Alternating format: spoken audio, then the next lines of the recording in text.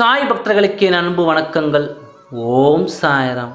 என் அன்பு குழந்தையே, நாளை நீயே நம்ப முடியாத அளவு நீ விரும்பும், நீ ஏங்கிக் கொண்டிருக்கும் அன்பான நபரிடம் இருந்து தபால் மூலம் உனக்கு ஒரு செய்தி ஒன்று வரும். அது என்ன என்று நான் சொல்கிறேன், அதை இறுதி வரை கேள். நீ இத்தனை காலங்கள் ஏங்கிக் கொண்டிருந்த அன்பு, இவருடன் எனக்கு திருமணம் நடக்குமா, இவருடன் அன்பு கிடைக்குமா, இவரோடு நான் ஒன்று சேர்வேனா, எனக்கு இவருடன் அன்பு கிடைக்குமா என்று நீ அனுதினமும் கேட்டுக்கொண்டிருந்தாய் அல்லவா?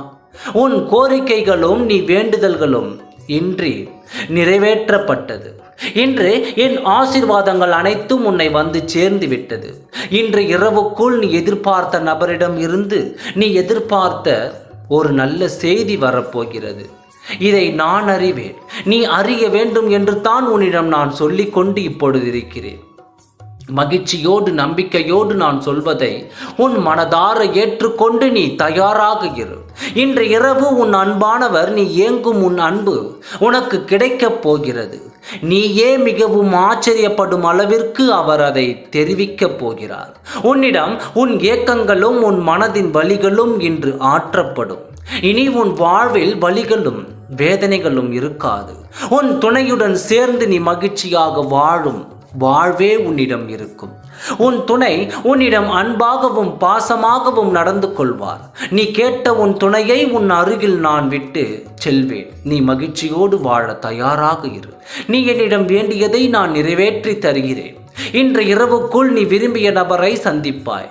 நீ விரும்பிய நபரும் நீ விரும்பிய சொல்லை அவர் வாயினால் சொல்ல கேட்பாய்.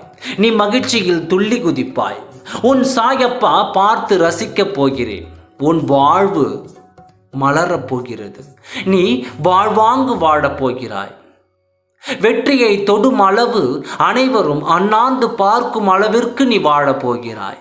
உன்னுடன் நான் இருந்து அதை ரசிப்பேன். உன் துணையுடன் நீ சேர்ந்து வாழப் போகிறாய்.